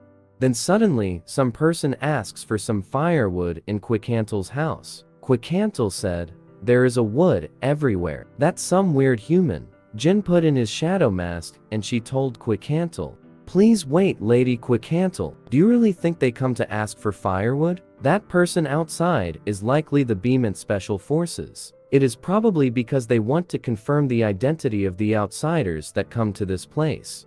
Quicantle said, how dare they do that over me? Then she opens the door, grabs the neck of the man and chokes him. She asks, say it straight. Are you Beement Special Forces? The man's mouth is bubbling up because of being choked, but he still denies it and says that he is not something like that. Then one man with the red mask suddenly appeared. He said, I sent them. That hand you holding him with. Could you let go? If you kill him, the special forces will come over immediately. Quikantle said, looks like you are the boss. I have to kill you so I can feel better. Then he drops down the man and rushes toward the guy in the red mask. She aimed to punch him, and that punch created a huge explosion in the house. A smoke was created in that punch, and the man was directly hit in the face. He asks, was that enough to settle your rage? In Jin's mind, to think he is fine after taking that attack head-on. He is not just an ordinary person from the Beeman Special Affairs Division. The red masks that only the group of leaders within the Beeman Special Affairs Division can wear. And he is a curved sword user. There is only one person who fits all these categories. The Emperor's right-hand man, Beeman Special Affairs Division Group 3's leader. Code name Raz. A person who is being referred to as being good at swords in Runkendel. Someone who is undoubtedly powerful. He is at least an 8-star by just how it feels. I am glad I covered my face with the shadow helmet. Raz said, I'm sorry if I offended you. We had no choice but to do this to confirm the identity of your guest who smuggled themselves in. Since we confirmed them, I will now head back. Quikantle told him, you are merely saying sorry when you invaded my space so rudely? There is a certain extent of arrogance a person can have. Raz replied, Miss Enya left the house right now. If we fight here right now, you can suppress me, but you can't still help Miss Enya if something happens to her in such a short time. Even still, would you like to continue? Raz added, then if not, I will just pass by. After hearing that, Quikantle released a very strong pressure and bloodlust, and she said, don't forget, next time, you will have to put something you treasure on the line. All the things you have protected in your life. You need to prepare yourself to lose everything because of what you have done today. Until next time. After Keeving, Raz said that he already confirmed the appearance of the smugglers, and for the time being the observation on the Silver Dragon will be paused. His comrade protested, saying they needed to keep watch of the movement of Quikantle. Raz told him, we provoke the Silver Dragon even more. That will make things worse. I will take responsibility and pull out. You will be in danger. Stop close range watch until there is a strange movement notice. Raz looks at the blood from that punch, and he knows that they are up to something. But what he fears more is provoking Quikantle. Quikantle slammed the table, blaming himself for bringing her contractor Enya into this wretched town. Jin told him that it is still a relief that they were able to avoid fighting right now, and they should make Enya's safety their priority. Quikantle told Jin that starting tomorrow, they will be going to move. The next morning, Jin said, it is a relief that there is a merchant ship heading to Taikin right now. Don't worry Miss Quikantle, I gave the captain a lot of money, so he will not neglect Enya. On top of that Murakan is her escort, so you don't need to worry. Quikantle replied, that is the reason I am worried about it. I'm going to contact Valletta now, so we will be able to meet her as soon as Murakan comes back. A week later, Murakan was able to come back, and he looks at the house that they were staying in. He said, Quikantle is a lot more bitter than I thought. The two of us made this house when we were together in the past. I know why she is making us stay here. They are only memories. 1,000 years ago, in a house that looked exactly like this. It was the good old days. Together with Temer and Quikantle, no matter what we did back then, it's fun. Quikantle then came in and she said, Valletta's reply came, it will be tomorrow night. The location is the deserted island in the south coast of Beemont. Murakan asks, what are you going to do when you meet Valletta tomorrow? Quikantle replied, I will tell her the reason I called her there is to learn the whereabouts of Asmil's guardian dragon, Latri, and if he plays innocent, I will beat him up. Quikantle said, don't do anything Murakan. I am going to fight alone, I don't need you. Murakan shouted, hey. No matter how weak I had become, I don't need sympathy from my ex. Quikantle replied, who said it was sympathy? Stop talking nonsense. This is to do with Enya. She added, the other party is serious about Dragon's honor. That means he's definitely going to come alone. Do you think I am going to lose to someone like that? Don't worry, and just take it easy. Then Quicantle waits for the coming of Valletta, while Murakan and Jin hide and cover up, watching from the side. Jin thinks that Valletta will not come alone. If they really kidnap Latrie and plan to create a suspicious contract, they will probably come fully prepared. Then a very strong wind suddenly appeared in that area, a sign that Valletta is coming. Then at the back of Valletta, some old man was with him, and the old man said, "What an honor this is. To think I meet the silver dragon of time, Quicantle. It is a pleasure to meet you, the winged dragon, Zippel's vice head and Melzier's contractor. I am Andre Zippel." Quicantle shouted, "Valletta, I thought you had said you will come by yourself?" Valletta replied, "When I received your letter I was with Andre. As much as I was interested in the story about Ulta's contractor, Andre also seemed very interested, so I would like to ask for your understanding, Silver Dragon." Quicantle said, "Valletta, you have been rude recently." Valletta replied, "If I had made a strong impression, let us go with the main topic. I have something to discuss regarding Ulta's contract." Quicantle asks, "Latrie? Where is Latrie right now?" Valletta roared and said, "My goodness, I have been fooled. Of course, that is what you have been thinking the whole time." Quicantle shouted, "Answer my question, Valletta. You took Latrie away 1 year ago, right? Since then, the contractor has not been able to find his guardian dragon." Valletta replied, "Let me see. I don't know what answer will satisfy you, but Latrie is doing well." Hearing that made Quicantle angry, and she shouted, "How dare you make jokes with me?" Valletta told Quicantle that although he doesn't know the relationship of her and Asmil's contractor, he said that it is not a good idea to concern herself with the Zippel matters. Then Valletta cast his wind spell that created tornadoes. In an instant, he said, "Let me make you an offer, Quicantle. Hand over the contract, and in return, I will let you live."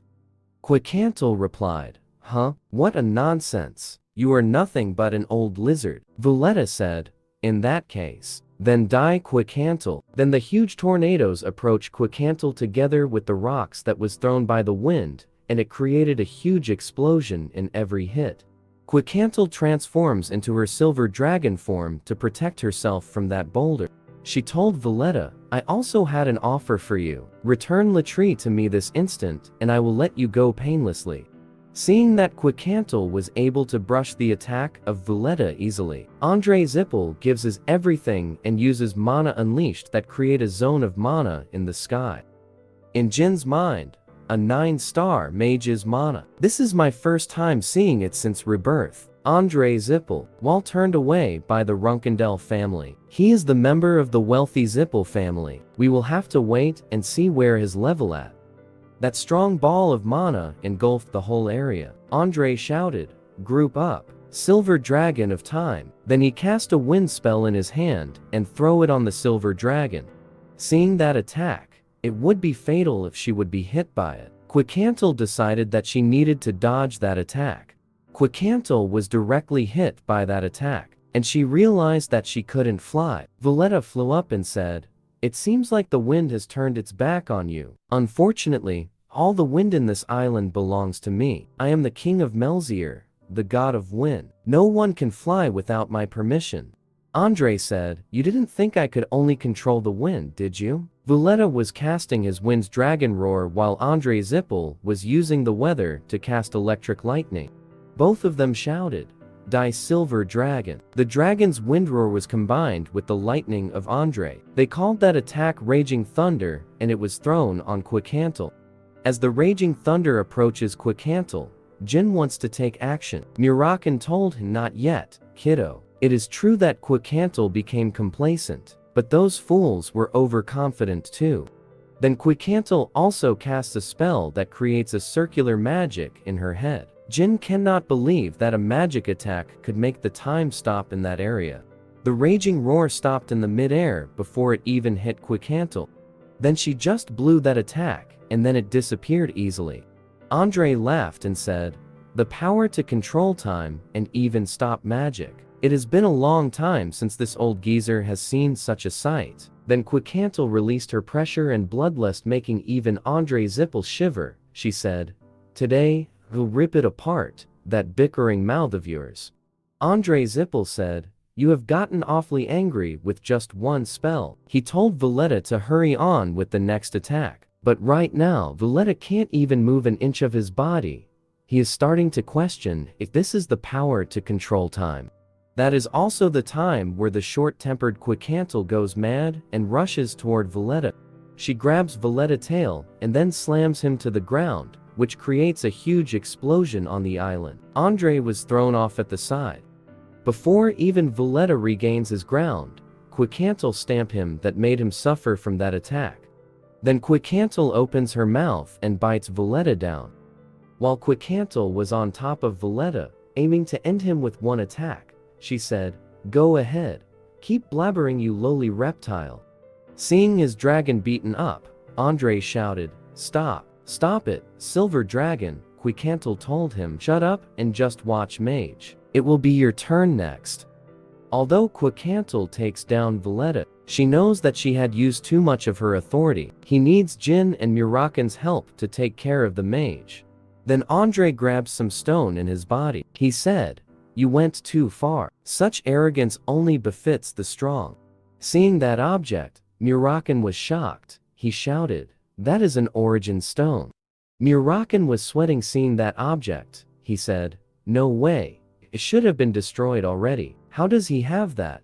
A black monster suddenly appeared from that origin stone. A dark, devious monster at that. It screeches so loud in the surroundings after being reborn. Andre said, "You were born as the Silver Dragon of Time, and live as though you were the strongest. But you are mistaken. Humans, dragons, and even gods. In the end, everything will fall at the hands of the Zippel family. Stop denying and accept it." Then that ugly creature bites down the body of Quicantle, making her scream from pain. The origin stone, when danger fell into the world, the gods made a safety measure in order to prevent the end of the world. In the end, that stone that held the power of all the gods was destroyed by the gods themselves, because that stone was so powerful that it could destroy the world instead.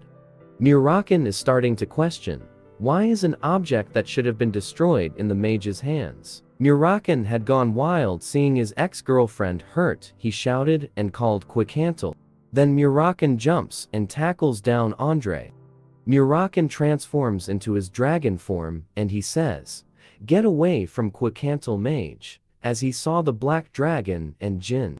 Andre said, "A black dragon? There are 2 black dragons left in the world. Looking at you, you are Runkendel's Muraken. Did you wake up from your 1,000-year slumber? Then that boy that means is your contractor. You are the youngest one, the one who left the house not too long ago. Jin Runkendel." Andre smiled like the devil and said, "I came here with a plan to take Ulta's contractor, but my meal has gotten bigger." He added, "To be fair, I will wake up my friend who is sleeping." Then the monsters from the origin stone whisper some ancient magic chant on Valletta. A huge dark energy was released. Valletta suddenly wakes up and he says, "I shouldn't have saved my energy in the first place. I thought you were already dead. It has been a while, Muraken." Muraken rushes as well as Valletta and pushes themselves at each other. Muraken said, "Get lost, you corpse." Valletta replied, "Although you have gotten weaker, your words are still harsh."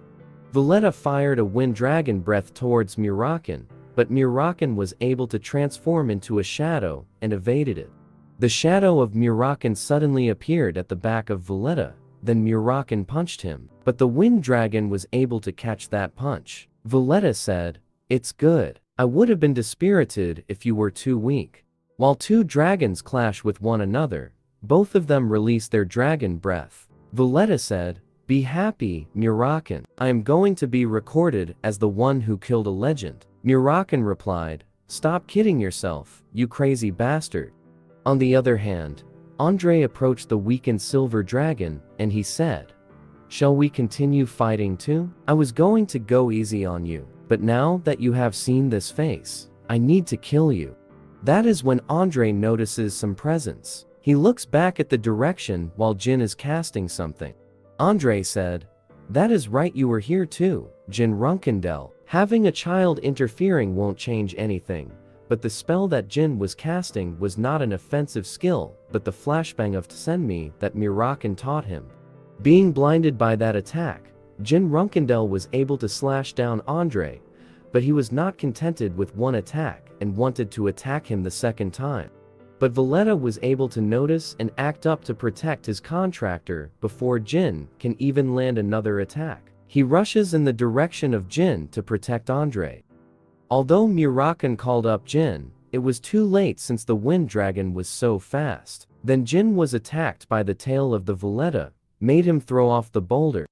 That swipe from the tail of Valletta was too fatal for Jin, who is just a human being. He cannot regain his ground now. When Jin looked up, he saw that he was trapped in a precarious situation. As the devil creature from the origin stone approaches together with the fireball of Andre, Jin decides to take off the necklace that his sister Luna gave him on his birthday. With all of his strength, he pulled it off and smashed it to the ground. It was the necklace that could block all magic attacks below 5-star and also summon his sister if it breaks. That is when a very bright light appears in the broken necklace that blocks all of the attacks, protecting Jin. His sister Luna suddenly appeared and she said, "You haven't contacted me even once, but it seems like you have a tough situation on your hands." She asks, "How are you, our little youngest?" Now, the beautiful and strong Wani-san is here to protect her younger brother. Andre was shocked by the appearance of Luna Runkendel. He starts to question why the eldest child, Luna, also known as the White Whale, appeared all of a sudden. Luna said, "The Vice Patriarch of Zippel, as well as his Wind Dragon." "Good, that's about the right level to call me over for you." Luna asks, "Younger brother, you were somehow holding on for that long against those opponents. Are you hurt anywhere?" Jin replied, "Actually, it was almost close to losing my life. Thank you for coming, elder sister." Luna released a very strong pressure that could even make someone drop to the ground. She asked, "Andre Zippel, are you going to act like a mute? I would like you to explain what sort of business you have with my younger brother."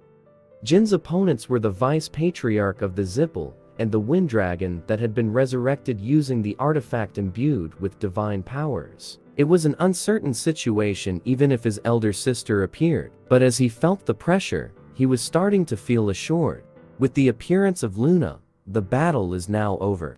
Mirakan grabs Quicantle and Jin, and he said, "Kiddo, we should stand back. I am sorry. Because they had complete control over the winds, I wasn't able to stop them." He added, "Anyway, you have got a good sister, kiddo. If she came a brief moment later, we would have been done for. We survived thanks to you." The wounds from the slash of Jin on the stomach of Andre were continuously regenerating because of the divine power. He said, "I certainly didn't expect this. To think the White Whale appeared, but with this one thing has become certain. Runkendel has broken their oath with the Zippel. Luna, your sibling, used magic. Zippel will not overlook this easily." Luna told Andre, "I see, but you don't have to worry. The truth will never reach your clan." Because of what he heard, Andre got angry. He shouted, "You lowly beach, you dare act beyond your place." The monster from the origin stone was ordered by Andre to attack Luna. But Luna just stood there like it was nothing. With one slash from her sword, the monster turns into pieces. Luna smiled and told Andre, "All the Zippels I have met were all talk. Looks like the Vice Patriarch is no different." Then Luna jumps into attack. Even Andre could not see the movement of Luna because of her very fast speed, and it created a strong wind from one movement of Luna. And without them even noticing, Luna was able to appear on their back and was able to cut down the legs of Valletta. She told Valletta, "Are you going to remain in your true dragon form? It is better for me since there are more places to slash." Hearing that, Valletta transforms into his human form while his hand is continuously healing with the help of origin stone power. He ran towards Andre Zippel. Andre told Valletta to do it now. Then he made a spear that is made from the winds that he is so proud of. Then he combined it with the power of the magic stone on top of it. Luna looked at that power. For her, it is not magic. It is similar to the authority, and it also bears similarity to the energy of the demons. And the reason why the wind dragon is going all out is something she should find out. Luna said, "It looks like you need some time in order to properly use that artifact." Seeing that absolute state of the Vice Patriarch of Zippel and the Wind Dragon, to rely on that crude device. Do you really think something like that could save you? Valletta thrust that large spear on Luna, but Luna was able to avoid it easily. Valletta shouted, "You insignificant girl, what do you think that you know to run your mouth like that?" Luna slashed her sword on Valletta, but luckily, he was able to block that attack. Then the two warriors continuously exchanged their attack with one another, and no openings can be seen. But Luna was able to release a hard and strong slash on Valletta that parried down and pushed back his spear. Then Luna kicks around and turns like a tornado, kicking the abdomen of Valletta. He was pushed back and was holding his stomach from that strong attack. Luna said, "In the end, this was the limit of your powers. It looks like you don't have anything more to show to me, so I will end this quickly." Then Luna cast her ultimate skill. Luna raised her sword and cast the strongest skill of the Runkendel. She called it Runkendel Third and Final Strike. The light brightens up from that skill. Valletta and Andre just looked at the sky as it brightens up. They could not believe something like that exists. She called that attack Meteor Shower, in which that attack creates a meteorite falling from the sky. Jin remembers the time when his uncle said, "The swordsmanship of our clan is like a conqueror. It is destructive and relentless. Competition and attainment." The mind of the Runkendel is imbued with the sword as a whole. For that reason, the sword of the Runkendel has no such thing such as sword forms. It is only to kill the enemy. There exists a secret move and a final move. And this is the third and final move called Meteor Shower. Jin, who is looking at that attack, is amazed and says that it is blindingly beautiful.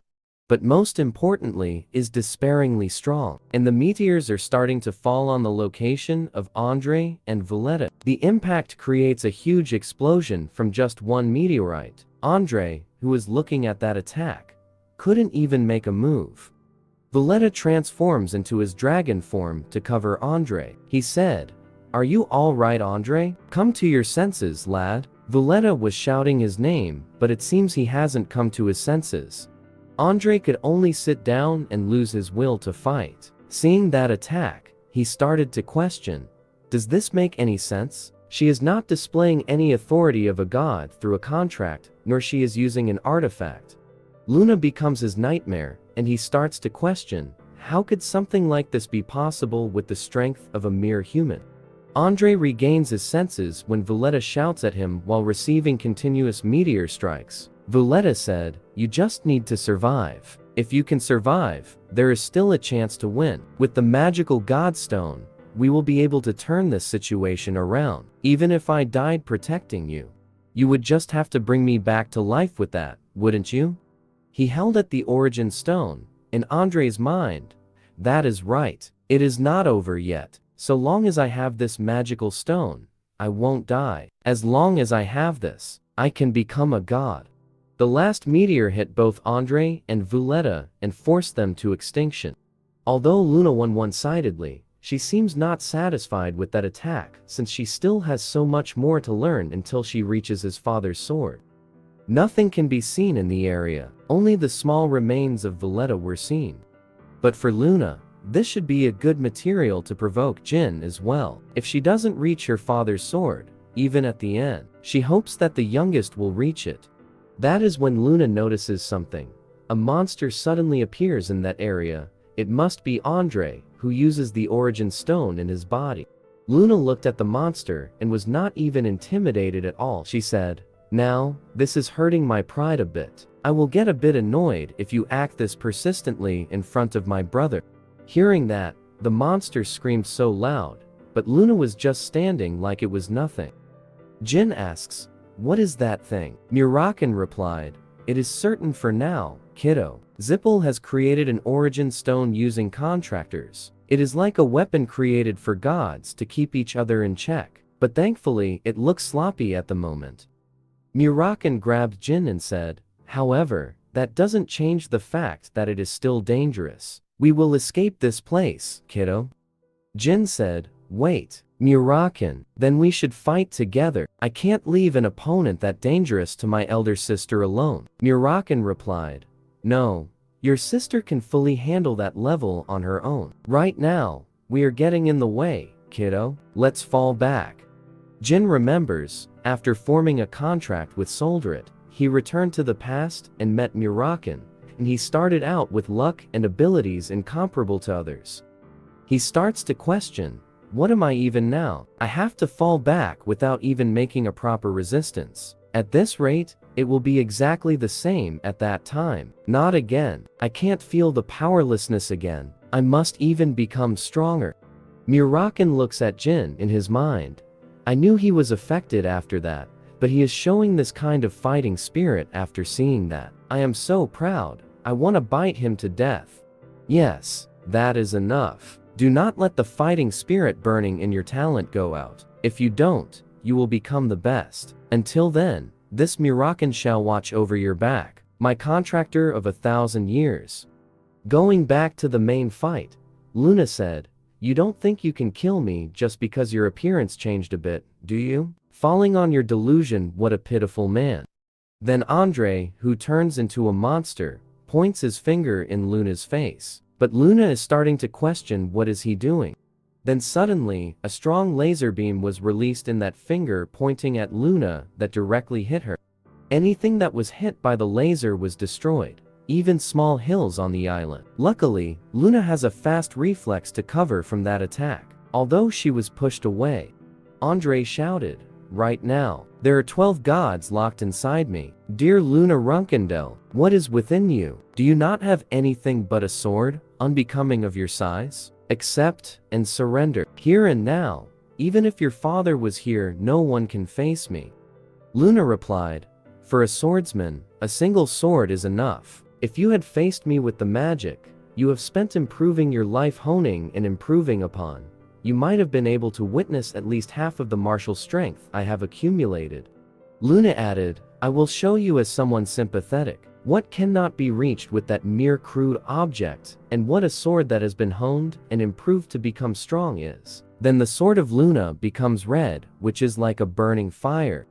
Seeing that, Andre starts to question, "Red aura? I have faced countless knights, but I have never seen something like this. What in the world is that? No, what does that even matter? Right now, I have reached the level of God." Then Andre cast a huge ball of dark magic. He said, "Fine, come, witness this power, and I will make you arrogant damn girl realize what powerlessness is."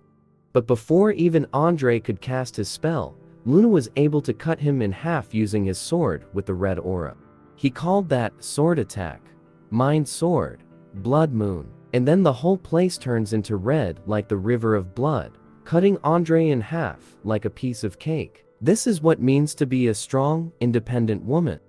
The Origin Stone, together with Andre, was destroyed by that attack of Luna. But still, something bothers Luna Runkendel, seeing that light that it ejects. The body of Andre exploded in the area, and the impact even pushed away Luna. The Origin Stone turns into a black hole that absorbs objects near it. Luna knows that if she stays, she will get caught up in that mess. That is when Jin shouted, calling her elder sister. Jin shouted, "Take my hand, sister." Luna was shocked seeing Jin in that area. She smiled and grabbed his younger brother's hand, because on that day, it seemed like the youngest would be the one to save her. The next day, Raz was reporting to the man, that man is the Emperor of Beemont. The Emperor asks, "Did the island completely disappear?" Raz replied, "Yes. A strange vortex has swallowed up the nearby matter, and a large amount of mana has been detected in that area. Although humans also had a part in it, what is certain is that it was the wind and the silver dragon's power." The Emperor asks, "Who's the wind dragon?" Raz replied, "The division suspected that it was Valletta from the Zippel family. Before the incident, it was reported that Valletta crossed the border." Raz shows the remains of Valletta's body and he says, "It seems like the wind dragon has died. And the human mana, it seems to be the human contractors." The Emperor said, "It seems to be, huh? contractors and their guardian dragons, and an ominous energy. I think it has something to do with what they are creating. The Emperor asks, what about Andre? Raz told the Emperor that he is still not found and they are still looking into it. The Emperor told Raz, if you can't find Enya tonight, submit a missing report. Put more people from the Special Affairs Division into the Zippel territory. Make sure they are good. Although we are on friendly terms, I'm making things bigger than they should be. Raz replied, I will fulfill your expectations, Your Majesty the Emperor. Then the Emperor revealed his face. His name was Amir Beemant, the Emperor of the Beemant Empire. On the other hand, in Zippel territory, a man was looking at the magic crystal ball while his dragon was cooking meat. While looking at the magic crystal, he notices something and says that Andre Zippel died. The dragon asks, huh? He must have left with Valletta. He even took the Devil's Stone. The man replied, it must have been one of them. It is either that the silver dragon's power was beyond our expectations or someone else got involved. The fire dragon said, who could it be? Ah, the shadow dragon was the one that killed the graveyard giant in Kinzello, right? Misha, if it is her strength, then it would make sense. She wouldn't be scared of the origin or the Devil's Stone. Misha is Murakan's sister. On top of that, Quicantal is Murakan's ex-lover. She is not complete stranger to Misha. Then the man said, I see. Then you know what you need to do, Khadun. Khadun the fire dragon replied, you want me to go find her? Impossible. If the black dragons want to hide, no one can find them. The man told Khadun that it was a shame that they lost the Devil's Stone. Khadun asks, you are fine even though your younger brother died? The man replied, of course, I am sad. However, I knew this would happen. I was even shocked when he visited Chiron's banquet without even telling me. Khadun said, I should tell the maker of Devil's Stone to make it again. If we don't have that, we can't take over the Runkendel family before Chiron dies. It is the same for the Black Sea Kings. Khadun added, you should stop being a baby. If you want to take over the world, you need to do that much, or if you want to become the god of this world, Keliark. To explain, Keliark is the patriarch of the Zippel family, as well as the older brother of Andre. Jin knocks on the room where Gilly is. He said, we are back, Gilly. Could you prepare us a meal? We couldn't eat anything while we were flying back. But seeing Lady Luna in front of her, Gilly was shocked, which made her unconscious in an instant.